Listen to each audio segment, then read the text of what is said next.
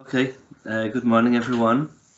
My name is Bruno Oliveira Martins. I'm a senior researcher here at PRIO, and I will be leading this webinar today with the title Drones, Robotics and New Military Technologies, Debate in the Norwegian Position. So this webinar is a joint organization between the Peace Research Institute Oslo and the European Forum on Armed Drones.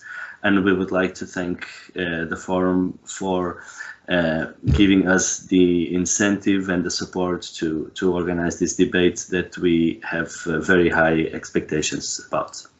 So this is part of a series of webinars organized by PRIO and the EFAD, which is a civil society network of organizations working to promote human rights, respect for the rule of law, disarmament, and conflict prevention. The logic and the issue that brings us together today is that some of today's military technologies raise political, ethical, and legal challenges both to the armed forces and to the society at large.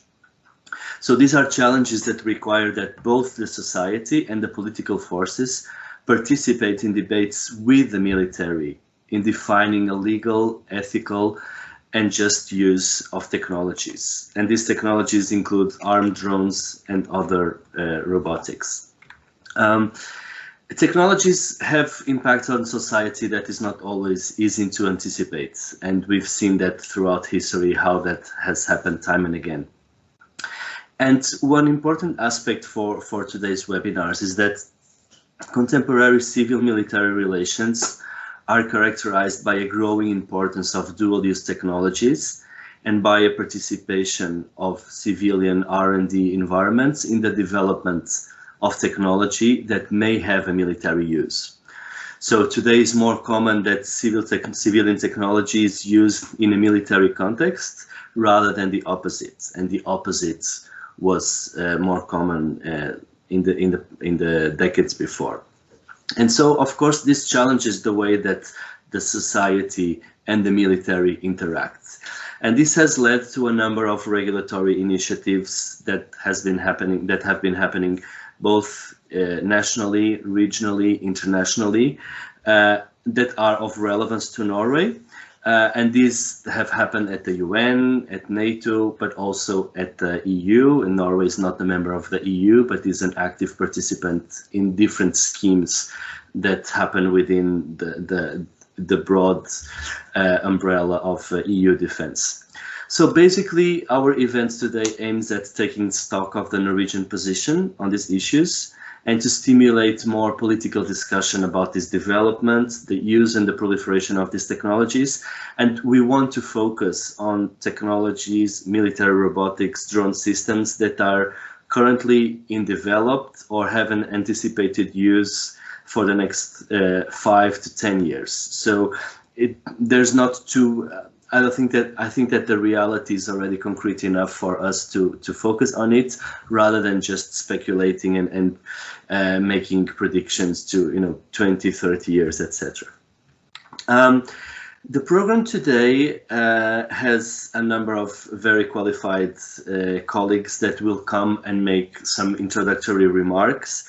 I asked people not to speak more than 10 minutes so that we can have a lively Q&A at the end. At the end, what we will have is that I will give the floor for people that want to ask a question. If you prefer to write the question on the chat, I will read it. But if you want to present the question yourself or make a comment, that is also possible. So just give that information on the chat. I will very briefly present the speakers of today, and then I will invite one by one. So the first one is Ilaria Carroza, who is a senior researcher at PRIO. She works with emerging technologies and their regulation. She looks quite a lot into the Chinese reality, but also EU, Africa, etc. So covers empirically a wide spectrum of things. And in particular, she leads a research project that is funded by the Norwegian Ministry of Defense that deals with dual-use technology in a European context. And I think that this is what we want to hear from in her presentation. Then we will have Gerald Folkvord, who is a policy advisor at Amnesty International. He works on policy development, advocacy, and media work on torture, slum dwellers' rights, human rights and security, and arms trade, and also human rights education. So Amnesty has had a very important work internationally, but also in Norway on issues that are at the core of what we will be discussing today. So I'm very happy that he will be participating. Then we'll have Greg Reichberg, who is a research professor at PRIO. He works on ethical aspects of artificial intelligence in military settings. For many years, he has been working on other ethical aspects of weapons and war, etc. And most relevant for our discussion today, he leads projects and has recently conducted studies on these aspects that have been commissioned or funded by the Research Council of Norway and the Norwegian Ministry of Defense. So a lot of work that is happening now, and that looks specifically at this issue. Then we'll have Henrik Syse, who is a research professor at PRIO and at Björknes College. He's a well-known public intellectual and philosopher that works on several issues that deal with military ethics, and very much in connection to that, he's the editor of the Journal of Military Ethics. So we look forward to his presentation as well.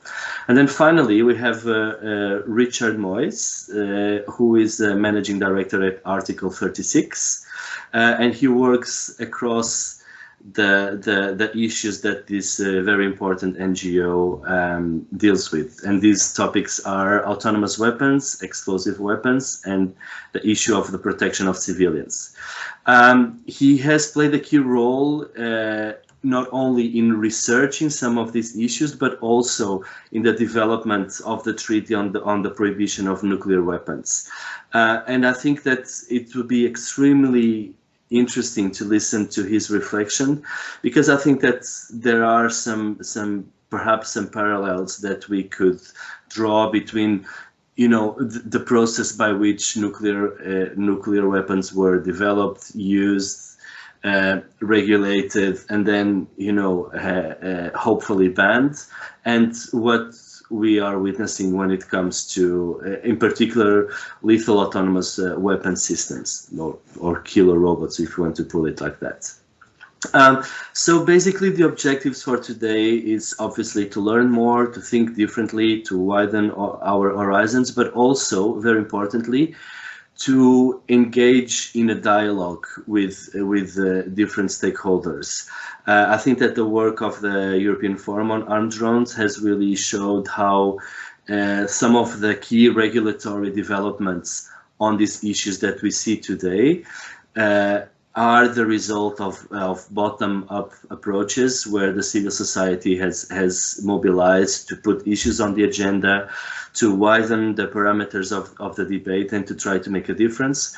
And so we hope that the debate today can contribute to a similar dynamic in Norway.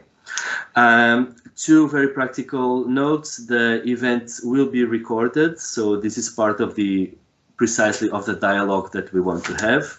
We want to have a record of this. We want people to listen to it afterwards. And also a follow-up policy brief will be published by us, summarizing the main ideas that will be on the table today. So I will now give the floor to Ilaria. Ilaria, benvenuta, welcome, and we look forward to your presentation. Yeah. Thanks a lot, Bruno, for organizing the event and also inviting me to participate in this important discussion. I think it's interesting that I should kick off the seminar, as I will likely be the one taking the longest route to Norway, or to Europe, so to speak, as I try to set the sort of broader international context for the strategic and technological competition. But this will hopefully be useful for my colleagues also, that we speak later, in sort of painting the broader contours of the environment in which Norway and the EU operate when it comes to new military technologies. So what I'll do in the next 10 minutes is that I'll be touching in particular on technological developments in Russia and China, arguing that these two countries may use emerging technologies with adversarial intentions. So the starting point of my reflection is that these two countries are both investing in new technologies and view them as a fundamental tool in the modernization of their militaries, as well as recognizing the potential that they have for society more broadly. And that some of these developments are or should be of great concern to Norway and should be carefully monitored in the years to come.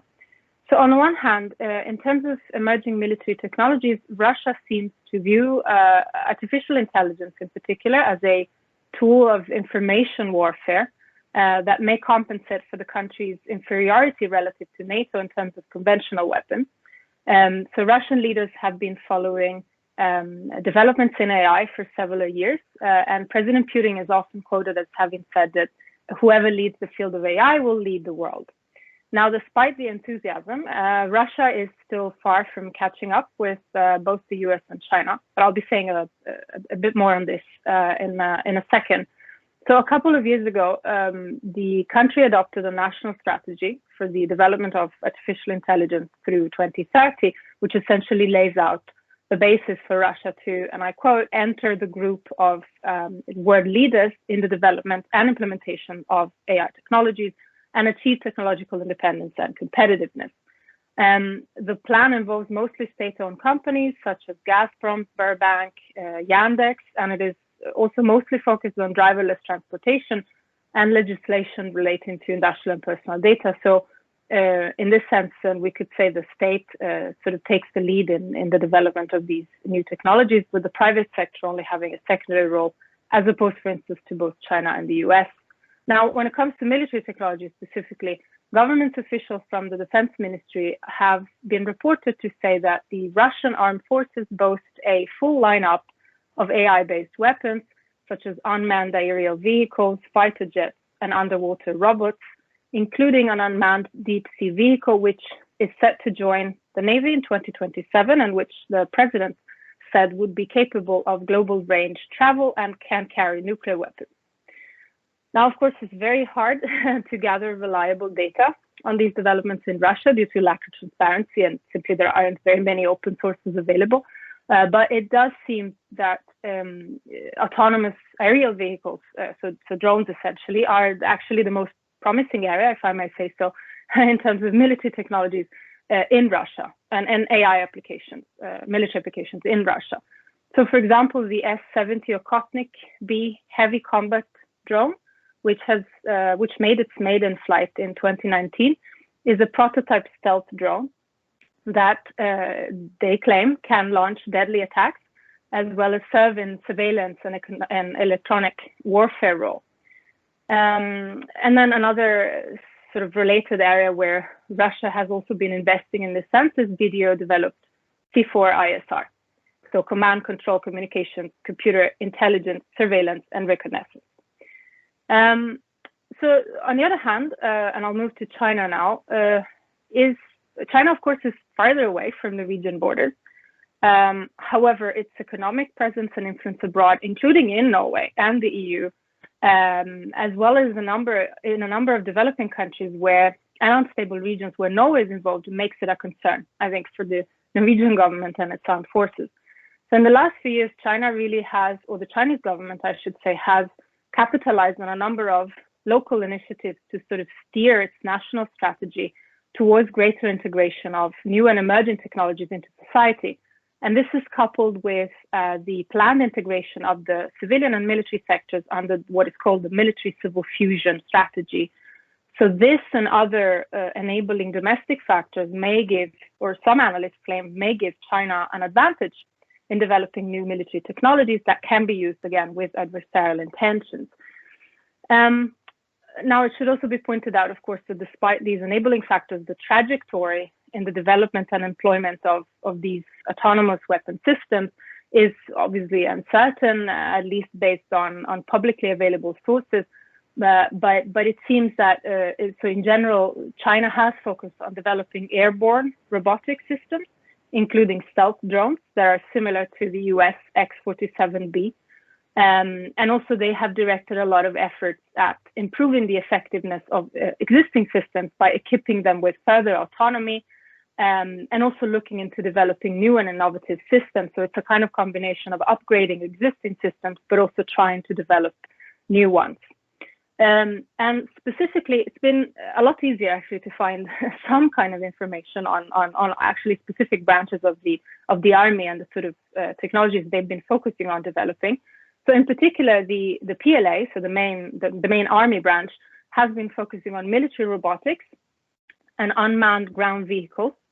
The Navy, the PLA Navy, is experimenting with unmanned surface vessels that may operate with some degree of autonomy. And also it's reported to be developing autonomous submarines. The PLA Air Force is operating advanced unmanned systems with limited autonomy that could be upgraded to include greater levels of autonomy, while also exploring options for man-unmanned teaming. And then finally, the PLA Rocket Force is sort of using its existing cases in remote sensing, targeting, and decision support. And also it's working on augmenting its missiles to become more intelligentized in their capabilities, for example, incorporating higher levels of automation to facilitate operations. Again, the caveat is that similarly to Russia, it is hard to properly assess these developments due to lack of open sources, but it is also likely that, at least in the case of China or the People's Liberation Army, the capabilities and advancements actually extend beyond what is publicly known. So just to make a few examples, the drones such as the Winlung platform from the Aviation Industry Corporation of China and the CH-4, which is developed by the China Aerospace Science and Technology Corporation, are both marketed for export. And as a matter of fact, the latter company, the Aerospace Science and Technology Corporation, has just opened or recently opened factories for producing the CH-4 UAV in Pakistan, Myanmar, and Saudi Arabia. So within the Air Force, the GJ-1 and the successor drone GJ-2 are used or are currently being used for integrated reconnaissance and precision strike, including in support of joint operations, for example. According to the designer of the GJ-2 drone, the machine should be highly intelligentized and capable of operating autonomously, including, for example, in identifying enemy targets or judging the level of threat. So these and other Chinese drones have the advantage. This is why I'm making these examples. They have the advantage, among others, of being relatively affordable over, for example, American drones. And also the Chinese defense industry is usually less constrained in selling to militaries to which the US counterparts would perhaps not have been either unable or unwilling to sell. I think this is an important consideration going forward. And so finally, just to go back to the whole point of the military civil fusion strategy, commercial advancements in dual-use technology such as drones, but also robotics, have also started to emerge as an area in which this fusion strategy seems to be working. And so, for example, there's a number of companies that have produced. So SubBlue, for example, has been producing undersea robotic systems for both commercial and defense applications. And it has recently established a partnership with Tianjin's AI Military Civil Fusion Innovation Center, which in turn works for the PLA Academy of Military Science. So there's a clear link there in research and development. Then there is another company, Realis, that has been developing virtual reality training rooms that are essentially equipped with AI in order to allow for multi-person training in scenarios for counterterrorism operations, for example. And then there are other companies that are producing AI-enabled satellites and also cybersecurity or military cybersecurity software.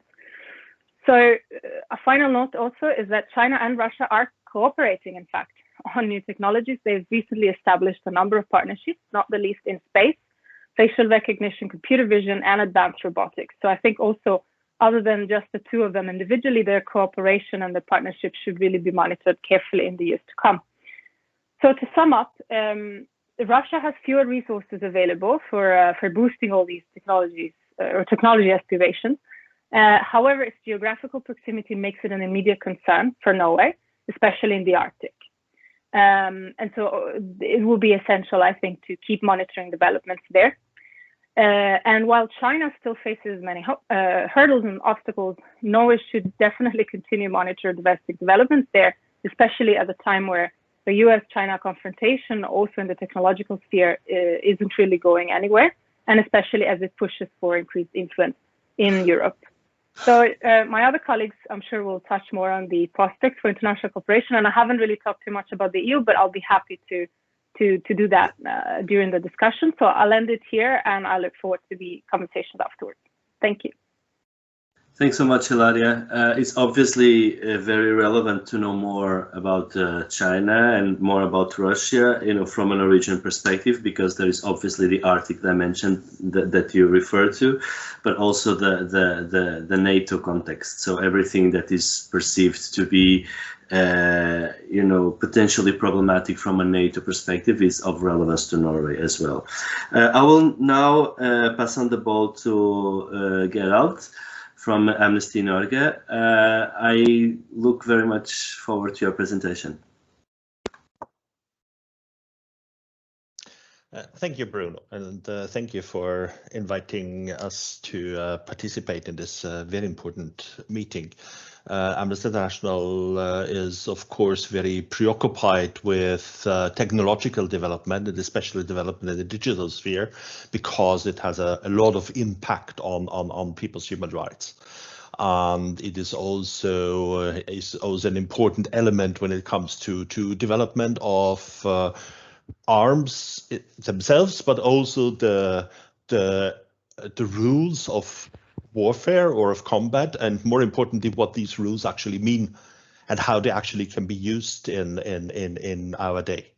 So, and Amnesty International is actually also a member of EFAD and works together. And that's also a very important element that for us working on these issues is only meaningful in cooperation with others, because it is so multifaceted and complicated that nobody can be competent on every aspect. And for example, when you are going to listen to Richard later on, he knows infinitely more about autonomous weapon systems than I do. So I will mention them, but I'll leave the core to Richard.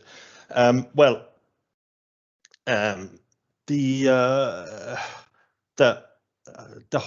horrors of the two world wars have left us with an understanding, a realization that we absolutely are dependent on an working international system of cooperation, but most importantly of regulation and joint understanding of definitions to protect people from abuse, both human rights abuse and abuse in armed conflict. And we have these two sets of rules, of course, emerging from this international human rights law on the one hand and international humanitarian law on the other hand. Obviously, international humanitarian law was not born after the Second World War, but it has been properly codified, and attempts have been made to make it actually workable rules. And these two sets of rules have, I think, served us very well, with all reservations, with all criticism, and most certainly saved thousands of lives and saved many, many people from abuse. Now, the modern development of automated weapons, the digitalization of warfare is worrying for many reasons. One of them, obviously, because weapons become more dangerous, but also because this development goes into fits into a development we've seen for quite some time, that the rules of international law are being blurred and are being more and more difficult to use. And we have seen that as not only the usability or for example, the possibility of holding people accountable for abuse has become more unclear. War on Terror, Guantanamo, if you will, is a good example, where the United States just redefined international law. It just took the elements of the international law that suited them in their vague definition of the kind of war they were in. And we have also seen that possibilities for accountability have become more and more tricky. And one element that's quite important there, also when we look into the future, is that the what is actually defined as an armed conflict is becoming less and less clear. We have this the war rhetoric. I mentioned the war on terror by the United States, which is the most infamous example. But we have countries launching wars on drugs. We have countries launching wars on crime and certainly other different forms of war. And what is important with those is this is much more than rhetoric. The Mexican or the Philippine war on drugs went together with the militarization of the state measures. What actually would have been a task of the police became a task of the military. Military forces were used to combat crimes. Military forces are gunning down suspected drug dealers in the Philippines every day, for example. And that is important because that also means that the lines of accountability become much unclearer. And the next step is actually that warfare is outsourced to private operationals, to contractors, to mercenaries. Again, everybody knows about the United States, how they outsourced war tasks in Iraq to contractors, afterwards protecting the same contractors from criminal liability when they had murdered or tortured people. But the same thing is happening all over the world. In Mozambique, there is a war going on, a local armed conflict going on, which nobody ever talks about.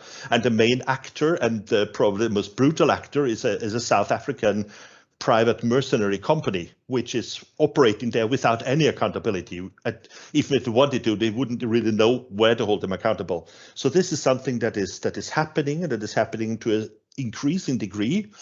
And partly because it doesn't look good when soldiers are killed. It's much easier to have mercenaries killed in the field because nobody really knows about them.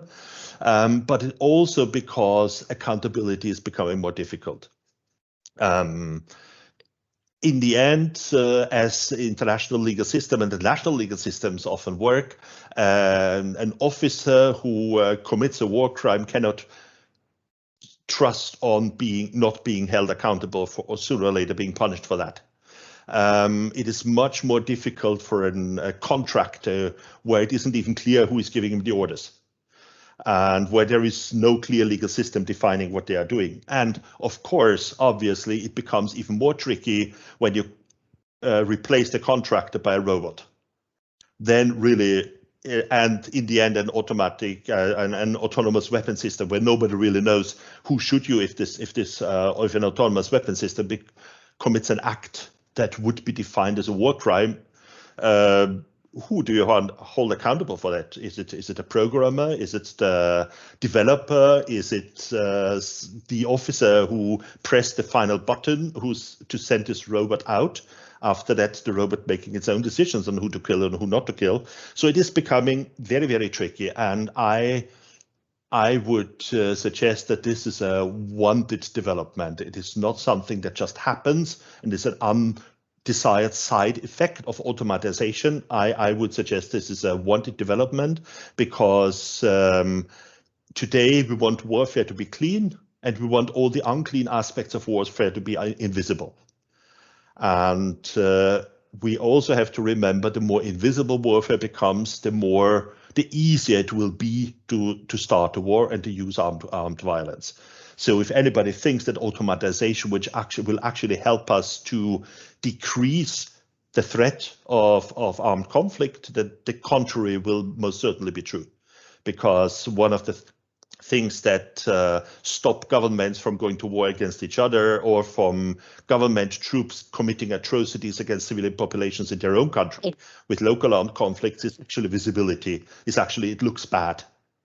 And when this happens by drones, and when this happens by some uncontrolled system that never even are properly monitored, the the threshold for using these is actually quite low. And we have seen this very well, been reminded of this in connection with the drones warfare, or we have seen during the last 20 years.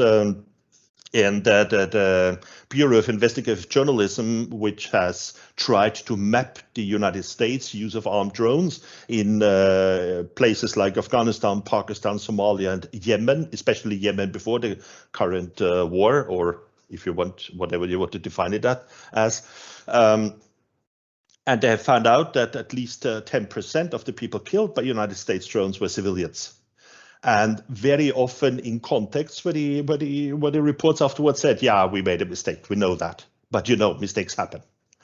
And of course, all these killings of civilians, often arbitrary killings of civilians, happened in places where there was no chance in the world that anybody would ever sue the United States Armed Forces.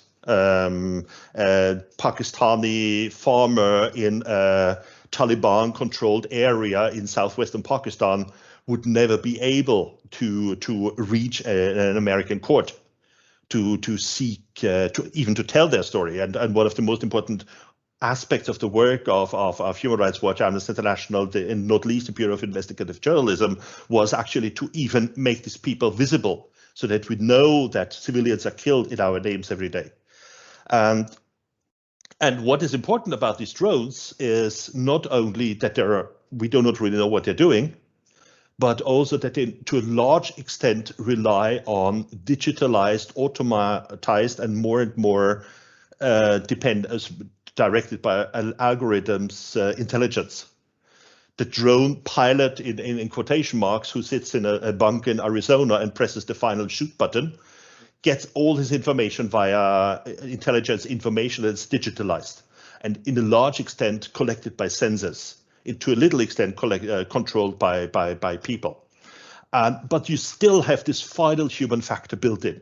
You still have this guy sitting there and thinking, no, what the satellite is telling me, there is a combatant moving there. I just can't imagine that's true. I think that might be farmers on the field. I do not press the button here. There is still this element, and that's also very important when we talk of autonomous weapon systems, which is the next step, where computer systems make all the decisions based on how they are programmed and how they have been trained up to distinguish between civilians and combatants, for example. Computers, the lack of human factor in autonomous weapon systems does not primarily mean that you exclude humans' possibilities to make mistakes when you compare them to conventional drones. It excludes the human possibility to intervene if something just doesn't feel right. Because the human who kills people with drones today does it based on digitalized information. He isn't in the field even. He cannot make informed decisions. He only can make this gut feeling decision, this can't be right, which actually is saving very, very many people. And an autonomous weapon system will not do that. An autonomous weapon system kills in a situation where it has learned to kill and trains itself to kill even more. And if this is not reined in and controlled, it will not be controllable in the future, because as soon as these systems start perfecting each other and themselves all the time, it will be very hard to intervene afterwards and say, no, we have done something wrong, we have to adjust some programming, because the warfare will be largely invisible. The civilians killed will be even more invisible than the civilians killed by armed drones today. A last thing I want to mention, and I know my time is up, so I just spend 30 seconds about it, is where it becomes directly relevant to Norway, even more relevant to Norway, is arms exports and export of digital technology connected to warfare. The European Union has just done a formidable job revising the EU rules for the export of dual-use equipment, because it turned out that everything used for modern technological warfare wasn't properly covered, because it is very difficult to know the difference between a civilian drone and an armed drone, a drone made for warfare. You buy a civilian drone, fix a few things, and suddenly you have a lethal weapon. And so these regulations have been improved. The problem is all these regulations only relate to what is already there. For example, the EU regulations have almost ignored the necessity of regulating surveillance export. And we know that Europe is big on surveillance export. We know that the Chinese army hunts down Uyghurs partly with the help of Swedish software. The Colombian army is spying on judges with the help of Spanish software. German, Italian companies are exporting surveillance equipment to countries like Saudi Arabia and the Emirates. So this is a very important area where there is very little consciousness and will by governments to regulate this properly and to intervene. And again, now is still the time to intervene. And when it comes to autonomous weapon systems, this is almost a unique opportunity to say now we can go there, we will not go any further. They're already in operation, as we know now. People are already being killed by autonomous weapon systems, most likely, but it's still in a very, very early phase, and the development can still be reined in, but we have to act quickly and we have to cooperate internationally. Thank you. Thanks so much, Gerald. This was really excellent, and I think that you gave really, both the big picture, but also eventually you brought things to where they are, really concrete and raised very specific problems with current regulation. Thanks so much. I hope that in the Q&A comes a question for you that will ask you for more about this revised EU regulation of dual use, of exports of dual use technology. If no one asks, I will ask. So now I will give the floor to Greg. Greg, step in. Yeah, okay. Thanks very much, Bruno, for putting this event together. It's great to be included. Greetings to everyone on the panel and those listening and watching in. So my presentation is really combined with the one that will be given afterwards by Henrik Sisa. And so what we'd like to do is discuss Norway's positioning on autonomous weapon systems. I'm going to provide some background on the forum where these issues, one of the main forums where these issues are discussed, namely in Geneva within the framework of the United Nations Convention on Prohibitions or Restrictions on the Use of Certain Conventional Weapons, which may be deemed to be excessively injurious or to have indiscriminate effects. That's a real mount. That takes a lot of words for a title. It usually goes under the abbreviation CCW, Certain Conventional Weapons. Autonomous weapon systems were designated an issue for discussion at the CCW at first in 2013. At that time, I believe the discussion went under the heading Laws, Lethal Autonomous Weapon Systems, but many in the field have now moved to the term AWS, autonomous weapon systems. I prefer the term AWS because the sort of targeting that's carried out by these systems is not in all cases lethal, in the sense that it would aim to kill the target. It's also altogether possible for systems to be developed that would aim to, for example, disable a combatant. So the term AWS, I think, is somewhat broader and maybe more suitable for that reason. Since 2013, there have been discussions in Geneva at the CCW, mainly in expert groups. I believe that the most recent discussion was meeting was in 2018. To my knowledge, formal negotiations are not yet underway to limit or to ban autonomous weapon systems. Richard Moyes has been in these discussions from the beginning. I'm happy that he's here, and he, I think, will have more to say about this process. I want to emphasize that this really is a valuable process because it's one of the few settings where states come together, including states that are often on opposite sides of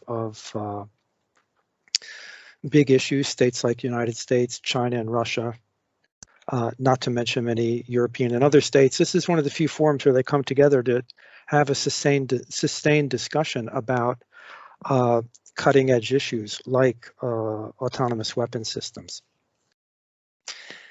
All right. Thus far, some states have come out in favor of a ban on AWS. Norway has not yet taken a position on this issue. It's worth noting that the issue of autonomous weapon systems is an unconventional one for the CCW. Autonomous machine functioning is a byproduct of artificial intelligence. AI is not itself a weapon. AI is a kind of software linked with sensors and other robotic devices that enables different sorts of weapon platforms to operate without direct intervention of a human being. And so we've been talking about drones, that which, as already noted, can operate in autonomous mode, but there are many other platforms that could be operated similarly. So we already, obviously, there are unmanned land vehicles. There are discussions about nuclear launch of missiles, including nuclear armed missiles by AI enhanced decision-making functions.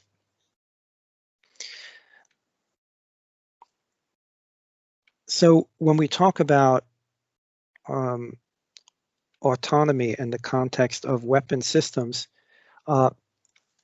it's not easy to define exactly what it is that should be banned, right?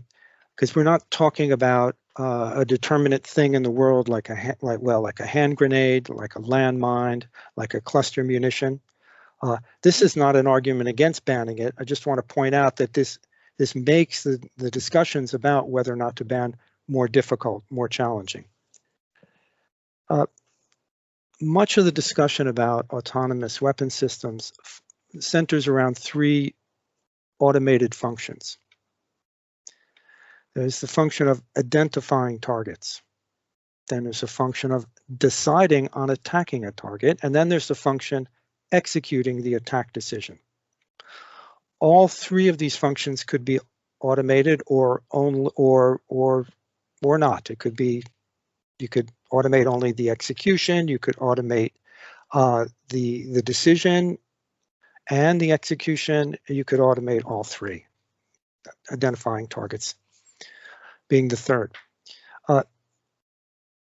The debate is around whether it is allowable, right, just, and ultimately legal that these three functions should be automated, right, namely carried out by a machine. Thus far, there has been considerable debate in the CCW regarding the definition of key terms. For instance, what is autonomy? What exactly is meant by that? There have been, a wide range of views about what exactly an autonomous weapon system is. And there have been wide debates about the normative terminological framework for discussing autonomous weapon systems. Some state participants think that reaching a shared understanding of definitions is a necessary prelude for discussions about the legal regulation of autonomous weapon systems. This, for instance, was, at least at the beginning, the position of China. We can't go on in this discussion unless we know what we're talking about. We have to reach an understanding about, defining the key terms. Other states have maintained that shared definitions is not really a prerequisite for having a meaningful discussion. And, they maintain that a practical consensus can be reached without a shared understanding of key terms. And, think a bit for a moment about the Universal Declaration of Human Rights, where the parties to the declaration, the state parties, had very different understandings of what the word rights, for instance, could mean. But they managed to reach a conclusion on the document nonetheless. Regarding the normative framework for discussion about autonomous weapon systems, several different terms have been put into play. The main two terms around which the discussion has been oriented, there are others as well, but to keep it simple, I'll just mention these two. The two are meaningful human control versus appropriate human judgment. The first, meaningful human control, has, I think, become the dominant term for discussions about autonomous weapon systems. Norway uses the term, and so too does many other states. While the US, in its official documents, favors the term appropriate human judgment. The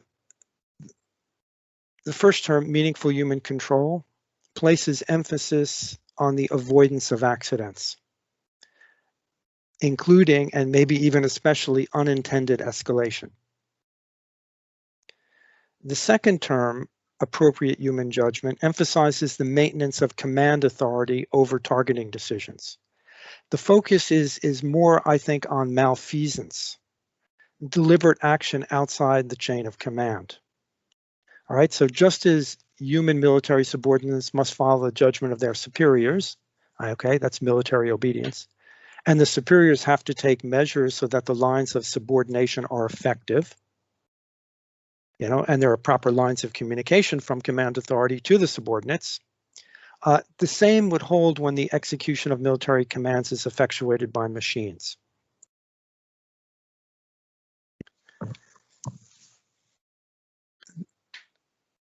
The discussions in Geneva are challenging, but potentially, I think also they're challenging, but potentially very fruitful because they are rife with ambiguities and even equivocations. The parties seem to be talking about the same things, but sometimes not. So sometimes the parties are talking past each other. And this is not a criticism, again, of the discussions. This could actually be a benefit of the discussions when the parties realize that they are sometimes speaking past each other, using terms differently, and this can become a stimulus towards reaching a shared understanding. Now, I'll mention a few of these ambiguities or equivocations. Well, is an autonomous weapon system an already existing technology, or is it still off in the future? It's often referred to as, an emerging military technology, but some of the parties speak as though it's not that this sort of technology has been in use for several decades already. Others speak about as though it is just something that is not yet in use, and that should be. And so the point would be to curtail any future use of the technologies. Those who view autonomous weapon systems as still future tend to make a sharp line of distinction between automated systems on the one hand and autonomous systems on the other. So they'll say, yes, we've had automated systems for some time now, but not fully autonomous systems.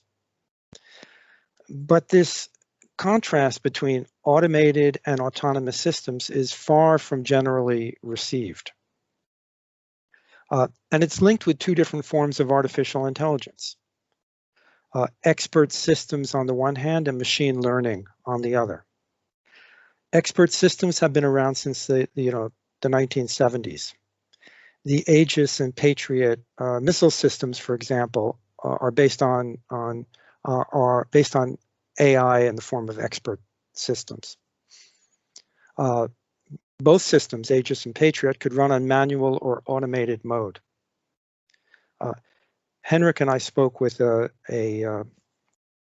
retired U.S. admiral who said that he and his fellow officers were afraid to put the systems on automated control. They just didn't know what would happen.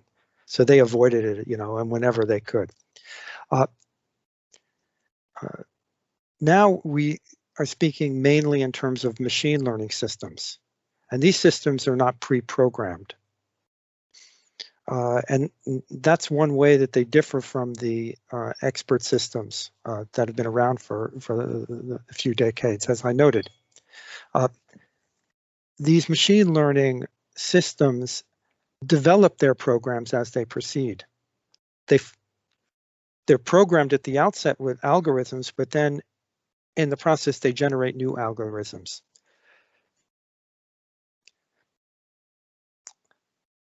There are rather large discussions about autonomous targeting. What exactly does that mean? Some parties maintain that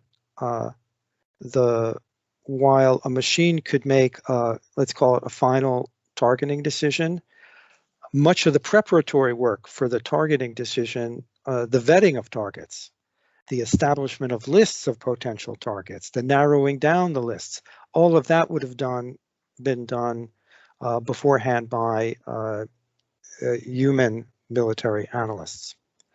So what you build into the actual targeting, whether it's the prior vetting or the actual final decision, that will impact on whether or not you think the functions could be suitably carried out by a machine or not. Finally, can I try to conclude in 1 minute? Yeah, I'm pretty much there. Finally, among those who embrace the language of meaningful human control, there's disagreement about the relevant point of comparison. For some, the term implies that a human being must be involved in every decision whereby a specific human being is targeted with lethal harm. This would entail that no automation is allowable whenever a trigger is pulled. For others, by contrast, meaningful human control refers instead to the person commanding an operation. It is he or she who delegates the execution of the command to subordinates, whether human or machine, and must adequately oversee what they do.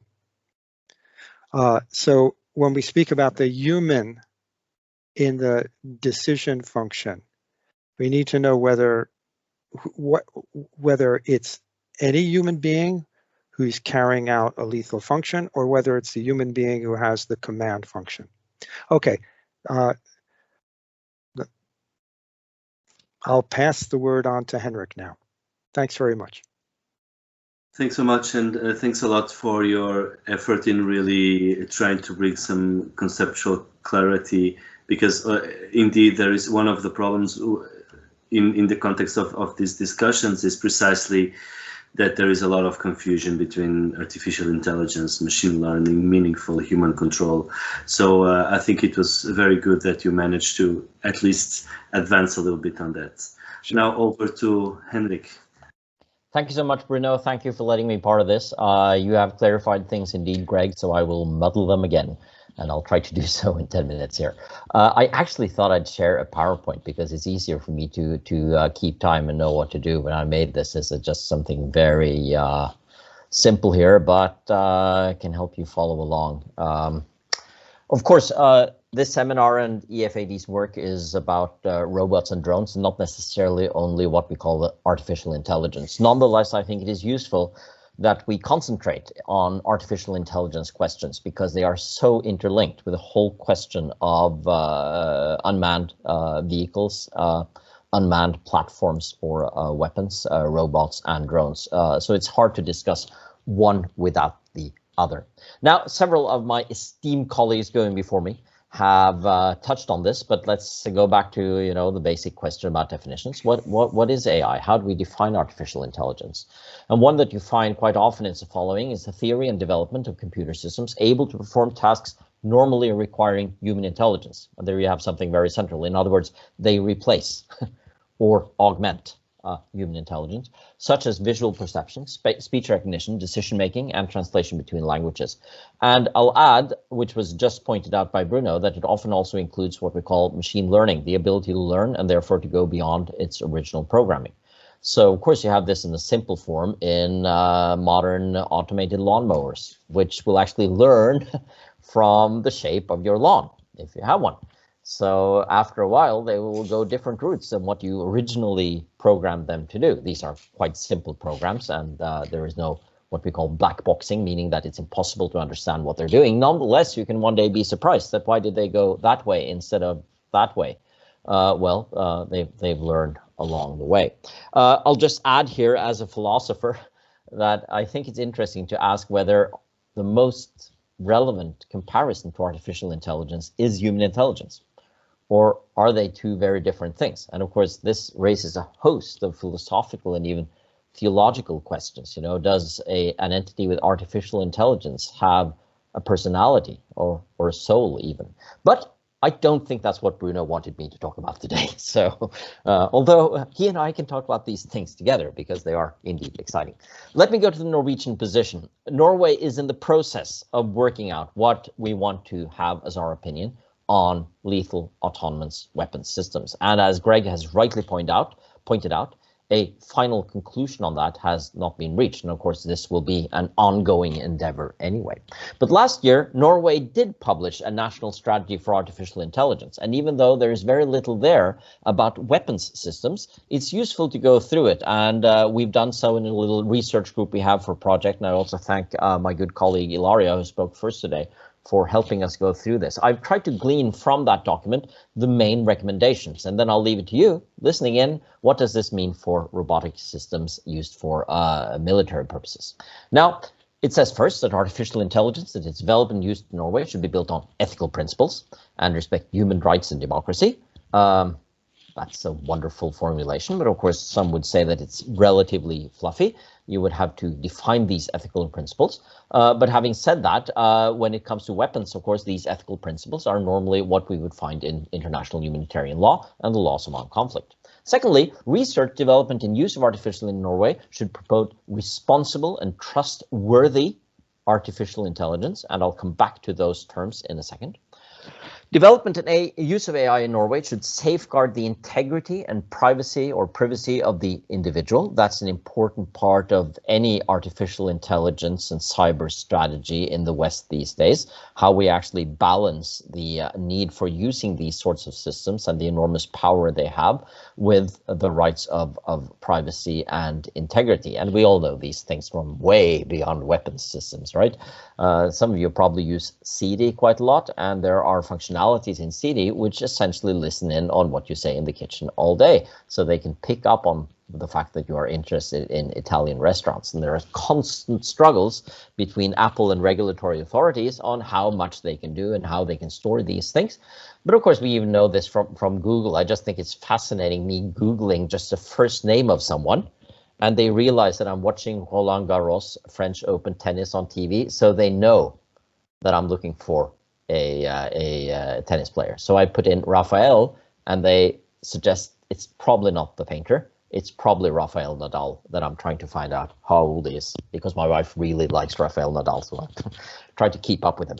Anyway, back to seriousness. Cybersecurity should be built into the development, operation, and administration of systems that use AI. So this is the security point, which is important both vis-a-vis accidents on the one hand and misuse on the other. Supervisory authorities should oversee that AI systems are operated in accordance with the principles for responsible and trustworthy use of AI. That's all about how you actually build these supervisory authorities and who should man and woman them. And finally, Norway will invest in AI. Finally, I'm just trying to glean from this document, but I think this is an important thing, where we have distinct advantages, such as health, seas and oceans, public administration, energy, and mobility, meaning that a small country such as Norway does not have the ambition to develop wide-ranging AI systems. We don't have the resources to actually do that, but we should concentrate on things where we actually have a distinct advantage. And of course, Norway does have a weapons industry. We do have a longshore with deep interest in the security and safety of seas and oceans. And I think we will be likely in the years to come to concentrate on these sorts of fields where we already have strengths. Okay, so let's look at some of the key terms and ambitions here. What is Norway actually saying? Well, these are some that you directly and indirectly find repeatedly in this document. Trustworthiness, responsibility, control, respect for privacy, human rights, and democracy. And I think all of these go to the core of what we are discussing today. Let's look at trustworthy first. How can you trust something when you don't really know who is controlling it or what is it is doing? And to me, trustworthiness is closely connected to a term that is increasingly used in the debate about AI and ethics, namely explainability. If we don't know what something is doing, how can we control it, to use another key term here? Well, the ambition must be, and the regulations must safeguard, that we are able to understand what the systems are doing. So explainable AI means that the sorts of algorithms used, the ways in which you can control them, the way in which you can actually communicate with the ones who have programmed them, the ways in which the users have actually been trained, so they know what they're doing. I mean, this is what Gerald talked about when you hear about drone pilots getting input. Do they know how that input has been generated? Do they know what it means? Do they know the sort of programming that this has been through before the information reaches me?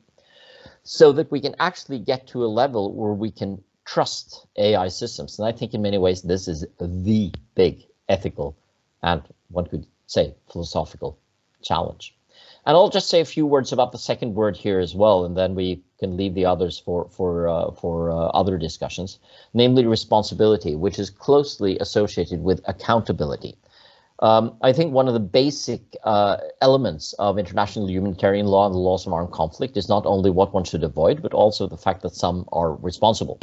So if something happens, if a target is hit and it was wrongfully hit, who actually made the decision, where the mistakes made, and how can we actually take to account those who did this, both so that we can learn and so that we can make sure that the responsible people are, if necessary, punished.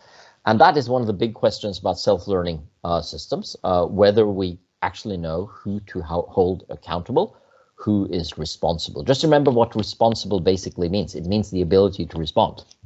And if someone asks you, why did you do that? And you're not able to respond, you have a problem. And if we go back to what Greg discussed, namely the discussions that Norway takes part in the CCW process in Geneva, I think this is one of those key questions, how we ensure responsibility and accountability. Then all of these others are important as well. And we heard earlier about the human rights challenges. And obviously, if more and more power are concentrated in systems that we don't fully understand, or where the developers of them have huge power essentially to define what they do, we can also say that these are challenges to democracy. Finally, just one slide about laws, because I think if you are to go out there and ask what is the Norwegian position on lethal autonomous weapon systems. You can go to two places. One of them is the one that Greg mentioned, and the fora that we are taking part in internationally to discuss these things, and that's valuable. But we also have our famous Norwegian government oil fund, or the government pension fund global, our large sovereign wealth fund. And there you have discussions for what sort of ethical guidelines they should have. And there was a new draft presented last year, which interestingly is being discussed in Parliament just these days. And one of the things that was actually quite noteworthy about the document is that it recommended exclusion from the fund of companies manufacturing lethal autonomous weapons systems. The government's reply has been, so far, that such a total exclusion ban is too broad. It should indeed be considered, and this is one of the main tasks of the fund and the ethical work in the years ahead. But for now, it fails to define clearly enough what actually falls within the definition of loss, because there could be many autonomous systems, for instance, autonomous reconnaissance systems, that actually will help us better live by international humanitarian law and the laws of armed conflict. So that banning this outright, or excluding in this case from the fund, could also hit a lot of systems that we maybe even want to develop and use in Norway. And I think, and that's the last thing I'll say, this points to the challenge of the ban killer robots movement, which is, and I know this is something you're working on, so this is not meant as a criticism, it's meant as something to be clearly and thoroughly thought through. What are the boundaries and definitions? What falls within the definition of a killer robot and what does not? And I think there's also something else here that we ought to be aware of, namely, if we are skeptical towards these sorts of systems and believe they need to be regulated, does that also mean that they should not be developed? What about the research behind? Because a lot of this research behind, or so say the optimists when it comes to AI, will actually be able to develop systems that are much more accurate and that are much less lethal than what we have now. I'm not saying I'm taking that optimist position, but you do have clearly a camp in the international debate on laws that says that, you know, overall, this will make weapons much more accurate and lethality lower. Whether that's the case or not is the big question. I could talk a lot more about that, but I think I've spent my 10 minutes, so I'll end right there. Fantastic. Thanks so much. Within the 10 minutes, straight to the point and exactly on spot on the topic of the webinar. Thanks so much. This was very good, and I think that this is also a good bridge for Richard to come and present more about the international context, for us to be able to really understand the international environment within which a Norwegian position happens or will happen. Richard, thanks so much for joining us from the UK, and the floor is yours. Thanks very much, Bruno, and good morning, everybody. I'm Richard Moyes from Article 36. We're an NGO based in the UK, and we specialise on working on weapons policy and law related issues. We're also part of the steering committee of the campaign to stop killer robots, and actually these days I'm coordinating the staff team of the campaign to stop killer robots. So really this theme around autonomous weapons is central to my work at present, personally. But over the years, I've worked on the development of a number of legal and policy issues relating to weapons. My background was in the mine action sector, but I worked on the development of the Convention on Cluster Munitions. I worked on the development of the Treaty on the Prohibition of Nuclear Weapons. I also worked on the Safe Schools Declaration and a range of other themes. So a little bit over the last 15 years, developing international legal and policy responses to weapon-related issues is central component of my work. Article 36 developed the terminology of meaningful human control, and we've been working on this issue of autonomous weapons from the beginning, really, in terms of its centrality in the international debate. I'm going to try to characterize a little bit how I see the discussion on autonomous weapons, and this is going to cover some of the same ground as Greg in particular and Gerald before that. Though I'll try and interweave my reflections on those comments too, and I'll conclude by making some comments about Norway's position in this landscape. I've worked with Norwegian funding for a long time and in partnership with the Norwegian government and Norwegian NGOs. So I'm a big fan of Norway. This is just a preamble to me saying if I'm a bit critical of Norway on this issue as a foreigner at the end of my comments, then it's with a lot of love, right? So first of all, I would say this is an extremely active issue of international conversation, and it's been an unstable issue as well. And I think this came out in some of Greg's comments. It's an active issue, but it's an unstable issue up until now, I think. There's a lot of civil society engagement on this theme.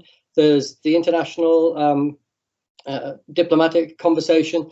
There's media interest in it. And there's a huge amount written on it in the sort of policy literature from think tanks in different locations. There's so much written that, frankly, you have to filter out quite a lot of it because it doesn't help to produce a clear picture or clear understanding of the dynamics of the debate. In fact, it tends to contribute to some of the confusion of the conversation, I suspect. I think it's an issue that's tied up with very significant social themes, not just about conflict and security and the sort of politics of violence and security, but also about our relationship with technology, about machine decision making in society more broadly, about how machine systems we can have labels applied to things and how we see a sort of fixity of labels, using labels as a basis for violence. And I think linked perhaps to conversations on armed drones, also I think this is an area where we can see the potential for technology to shape interpretations of the existing legal framework and the legal fabric. So the meaning of terminology, of existing legal terminology, I think will be stretched and put under strain by technological developments in this area, which I think is something we've seen on the armed drones discussion also. Ongoing conversations in Geneva at the Convention on Conventional Weapons, CCW, since 2014. I'll talk in a bit more detail about that. But I think this is probably the issue, as I look at the international landscape on weapons and conflict, I think this is the issue where I see the development of a legal instrument as most likely to happen over the next 5 years. I think that a legal response to this issue is likely to occur. So broadly, I'm positive about the trajectory here. But it has been an unstable issue, and this was spoken to directly by Greg. Unstable because of a lack of fixed meanings, different terminology used in different ways by different people, uncertainty about which terminology will come to the fore and which will predominate, people talking past each other quite often. Greg mentioned differences of opinion over whether you need definitions in some more formal way first or second. I mean, I think the issue there, the reality there is that people in these diplomatic spaces also recognize that definition and stabilizing of meaning is a political act. It suggests that meaning is starting to cohere in a certain structure, and from that stabilization, you're going to get some political significance, and it's going to empower certain narratives and it's going to disempower others. And I think in some reasons, that's one of the reasons why some people have maintained this instability in the debate, is because it allows them to avoid a movement to a rather sharper political position. But I do think it is unstable up until now. I think actually right now, this last few months has been a point of significant stabilization within that conversation and a move towards some significant greater policy coherence, as I would frame it. The International Committee of the Red Cross recently put out an updated position a few weeks ago, calling for a legal instrument and adopting a particular structure, a particular conceptual structure and orientation towards the subject matter.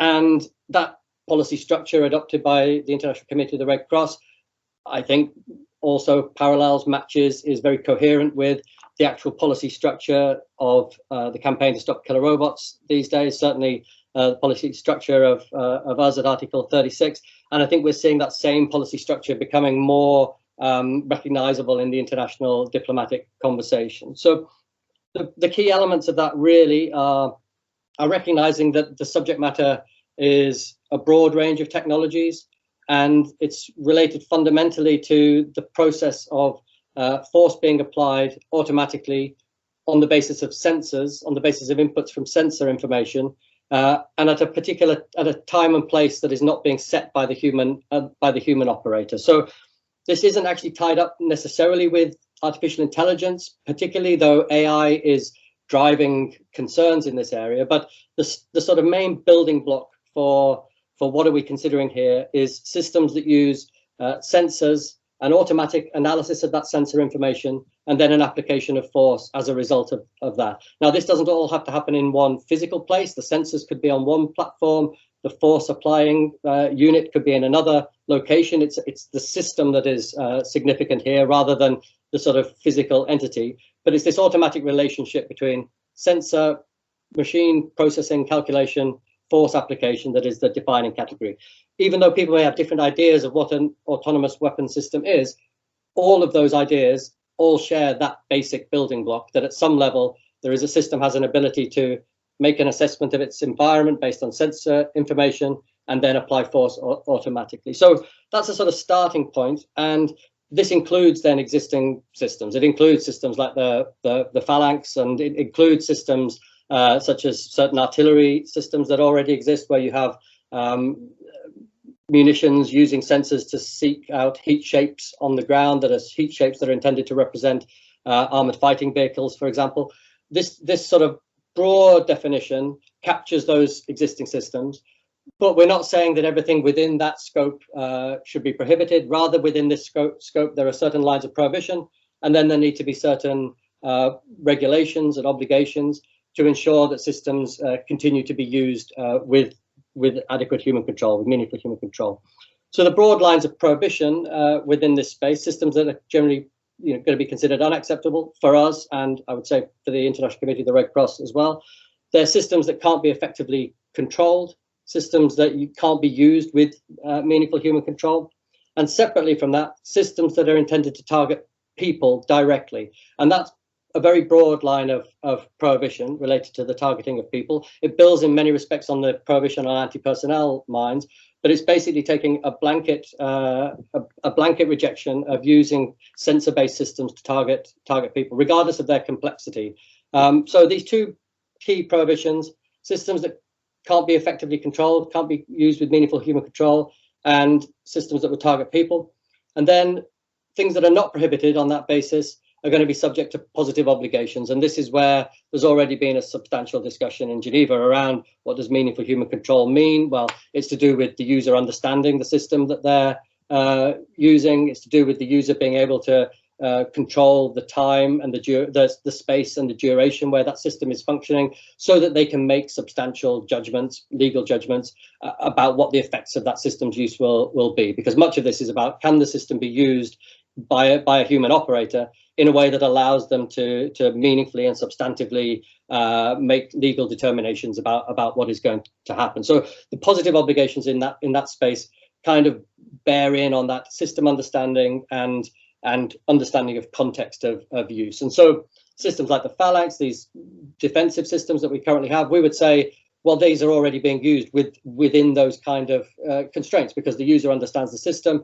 They know the context in which it's going to function. They can see the area of sky. They can turn it on, they can turn it off. They're controlling the duration of its functioning. So those systems would fall within this scope, but they wouldn't be prohibited, and their use would probably fairly straightforwardly fall within these positive obligations. So this, I think, is where the conversation is stabilizing very distinctly right now. And I think with that sort of foundation of a shared understanding that we're taking a broad general orientation, some things are going to be prohibited, some things are going to be subject to obligations, then I think we will have a much more productive policy conversation and movement towards a legal instrument than we've had to date. I think it is a kind of a pivotal moment in the international discussion. The CCW, well, I mean, Norway has traditionally been a little bit skeptical of the CCW, I would say, not wary of characterizing your national position, but I think over the years, Norway has expressed skepticism of the CCW because it operates on a consensus basis, and that means that it often struggles to actually make progress. You know, the agenda is subject to a sort of basically everybody. There is potentially a veto for all parties, and it tends to be certain militarized states who use that to keep the pace of progress very slow and unambitious. It's been disrupted recently by COVID, of course, and it's been disrupted by Russia in particular in recent times. blocking progress on this conversation, certainly blocking movement towards a more ambitious mandate of work on this issue. But it is moving towards a review conference. It's supposed to occur at the end of this year.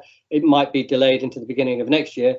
Review conference is a 5-yearly meeting where the CCW is supposed to take a long, hard look at itself and decide whether it likes what it sees or not. In the past, the Anti-Personnel Mine-Ban Treaty, of course, came out of a review conference of the Convention on Conventional Weapons, where they'd amended Protocol 2, and there was a dissatisfaction with the level of ambition achieved there. And then a freestanding process was developed, led by Canada. Subsequent to that, the Convention on Cluster Munitions came out of a review conference of the CCW, where, again, the Convention on Conventional Weapons had failed to adopt a mandate to negotiate an instrument on cluster munitions, and Norway invited states to Oslo and began the process of developing a freestanding legal instrument. So review conferences are a point of some peril for the CCW in terms of the potential for them to rather illustrate an inability to move forward within that structure. That doesn't mean that I don't think the discussion there is useful. I mean, Greg mentioned that he thinks it's a useful framework, and I think that is the case. I mean, I think this conversation has moved forward productively within the CCW, but it's very difficult to look at this framework and have any confidence that it's going to achieve a meaningful outcome on the issue. In fact, frankly, you can't actually have any confidence that it will achieve a meaningful outcome on the issue. It hasn't adopted a legal outcome since 2005. I think before that, maybe the CCW Protocol 5. And the state of the conversation and the state of the international political dynamics now between the US and Russia and China, they just don't seem conducive to that forum actually moving to an outcome. So there will be pressure and growing expectation that an external process of work will begin on this issue within the next year or so. I think within the next year. And I think it will be very difficult for a lot of states to resist that, because at a political level, a lot of countries are actually already quite strongly on the record, strongly asserting the need for a response to this issue. You know, the German foreign minister has stated that we need a legal response to this. Others are moving in the same direction. I suspect that once somebody puts the proposition of a legal treaty on the table in a freestanding forum, a lot of states will turn up and participate. On Norway's position, I would say you could describe it as quiet and non-committal. They've said relatively little on this theme in the CCW. They haven't, I don't think, spoken or provided any sort of written input since 2018. And I don't think they're planning to provide any written inputs into a current round of consultations that is going on, where states have been asked to provide their written considerations as to what the normative framework on this issue should look like. So I don't think Norway will be contributing to that. They've been thinking about their position in terms of their own description of it. They've been assessing the issue and thinking about it for a lot of years now, but they don't seem to have come to any distinct conclusions as yet. On the other hand, what Norway has said in statements has not been particularly problematic. In fact, it's been reasonably constructive and encouraging, without being so committal as to pin them down to a sort of awkward position that they're going to be stuck with later on. So in a way, I think it just represents a sort of holding pattern position. But having worked closely with Norwegian, political processes in the past where we've seen Norwegian leadership, the current position is, I think, fair to say, a little bit disappointing. The international conversation would benefit from having Norway setting a clear, positive, strong position in this area. Obviously, if Norway was going to set a problematic, negative, weak position, then maybe I don't want to hear it. So I don't want to encourage too much input from Norway unless it's going to go in a constructive and positive direction. But it is a little bit disappointing, because as we do come up to a review conference, I think it would be important, from my perspective, for Norway to put a national position on the table, at least before that review conference takes place at the end of the year. I think it'd be important because this is a serious international conversation about a serious issue to do with how we kill each other and the role of technology in society. And if Norway actually doesn't have a position on that, then I think that's a significant sort of moral representative of a significant deficit in terms of participation in a serious international societal debate. So I think Norway should make its voice heard on that issue, regardless of thinking about the CCW. I think it's more of a direct moral obligation. But I also think that in the future landscape, after the CCW review conference, it would strengthen Norway's position significantly if it had something on the record prior to the review conference. Because if Norway's not participated in this conversation ahead of the review conference in a substantive way, then Norway's position on and perspective on whether or not that conversation leading up to the review conference has been sufficient or not is going to be rather weakened or tainted by that lack of engagement. There's a sort of coded set of messages in there, maybe, in terms of how I would look to position Norway in relation to a future freestanding legal process. Either way, I think that getting a position strongly on the record ahead of the review conference is something that civil society in Norway should be pushing hard towards, and I think we would all benefit from it and welcome it in the international debate, certainly. So there's a lot more that could be said on this theme, of course, but I'll leave it there. Thanks, Bruno. Yeah, thanks so much. This was highly informative, and you used substantially more than your 10 minutes, but it was really necessary, and it was very valuable.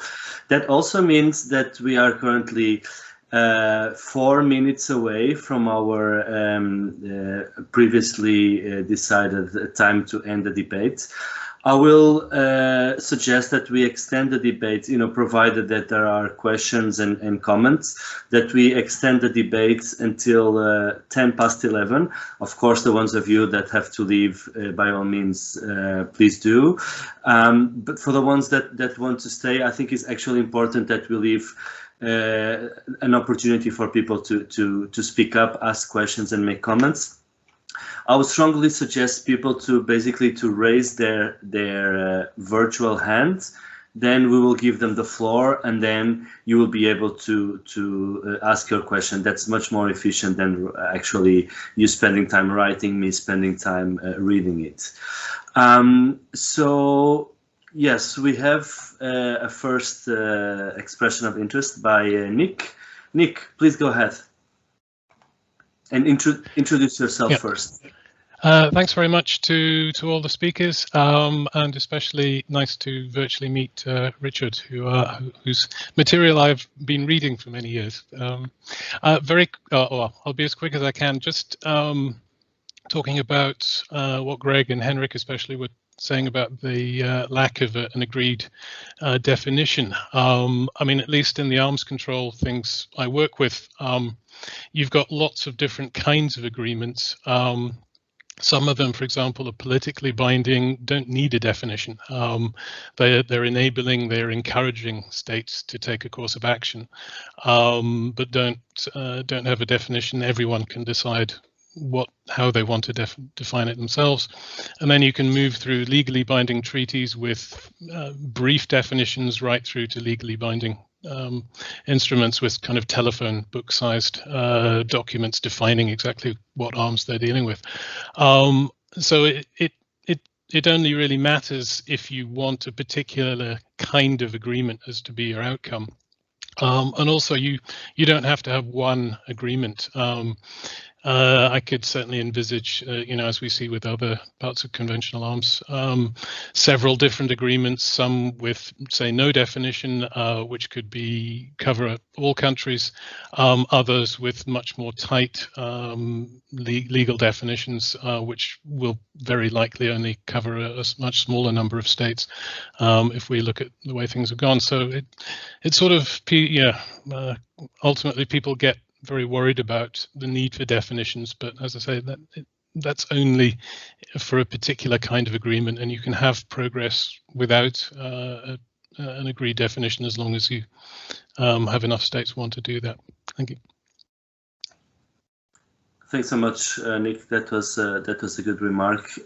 Hendrik has raised his hand. I wonder if just very quickly as a response to Nick. Thank you, Nick. That's a very useful remark. And I think more generally, one could say, or not more generally, but as an added point, saying the same thing. It's always useful to see when you have a hard time agreeing, and not least agreeing on definitions, if there are nonetheless things that we can agree definitely on. As a starting point. And I think that coming to agreements on things that should not be allowed under any circumstances. One of the most interesting ones being discussed is AI-based systems for deployment or use of nuclear weapons. I think one could reach agreements that should under no circumstances be developed and deployed. Could also be things like hypersonic missiles, that it's simply not allowed to develop AI-based systems for these sorts of weapons, and at least that's a start. Thank you.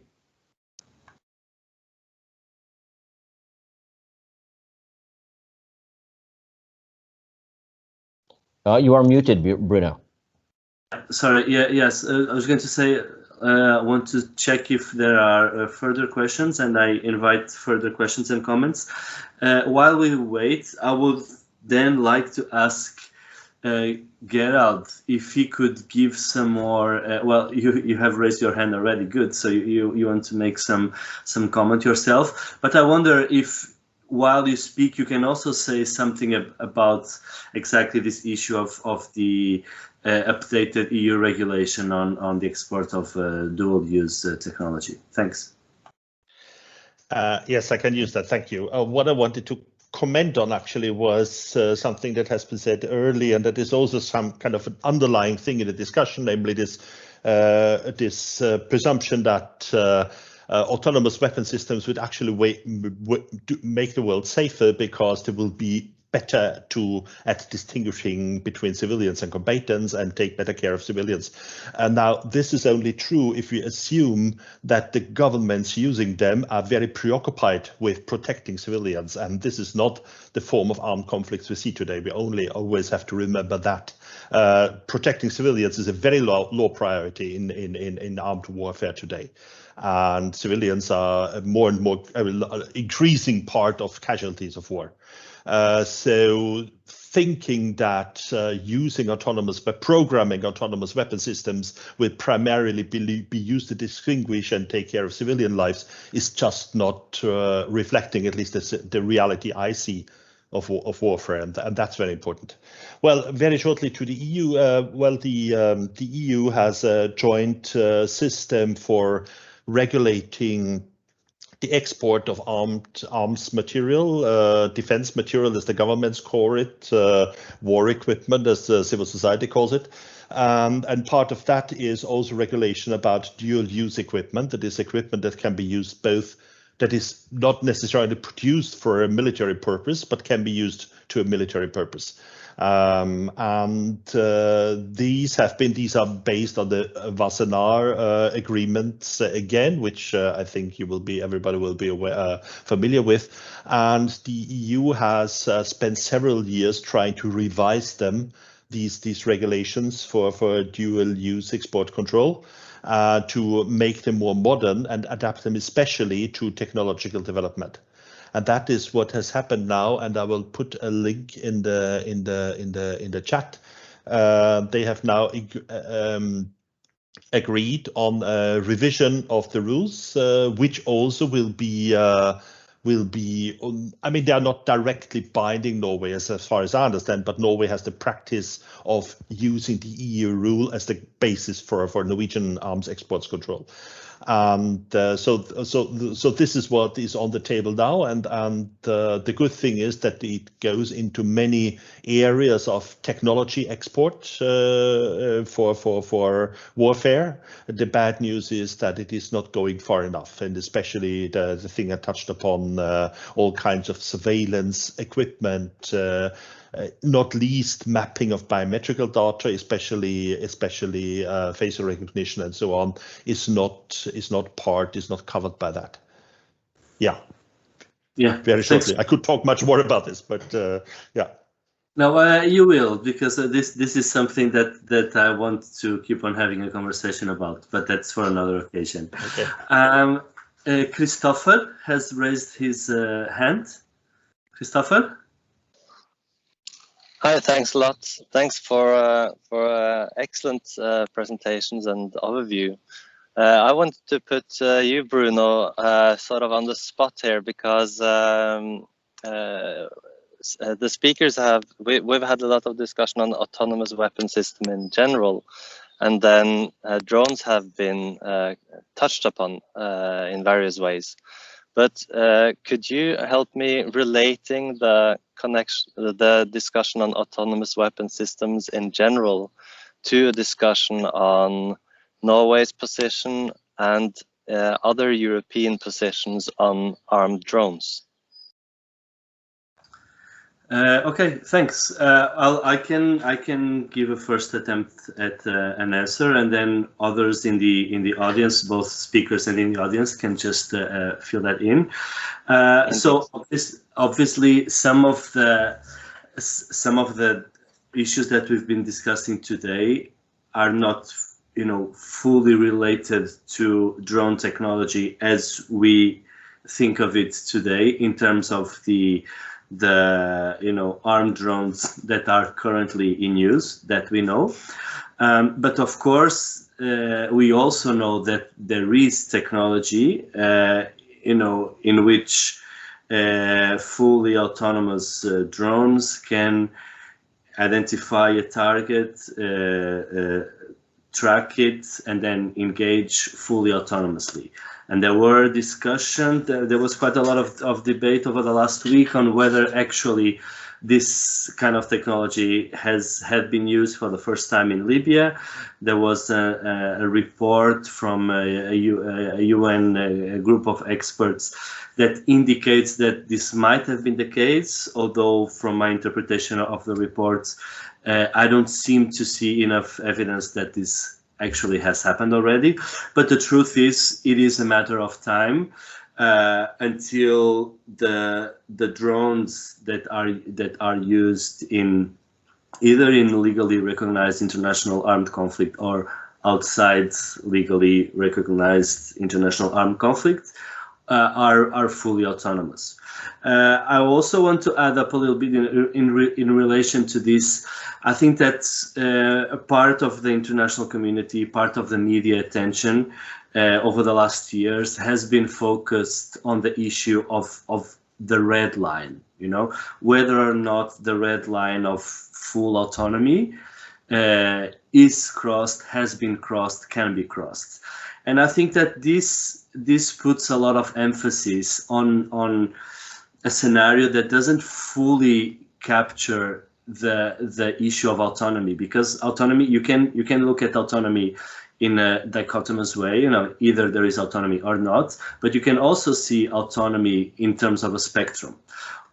And this is actually much more useful, particularly if you understand that you might not have, the states or other armed groups might not have used yet fully autonomous weapon systems, but they are, the human in the loop often makes a decision that is based on, a particular scenario that is presented by fully autonomous, algorithms, and therefore the issue of autonomy is already there. So I think that it's very important that we keep the focus on lethal autonomous weapon systems or other equivalent terminologies, but we should not really forget that autonomy is already there and it's already problematic and it's already making a lot of decisions and fundamentally limiting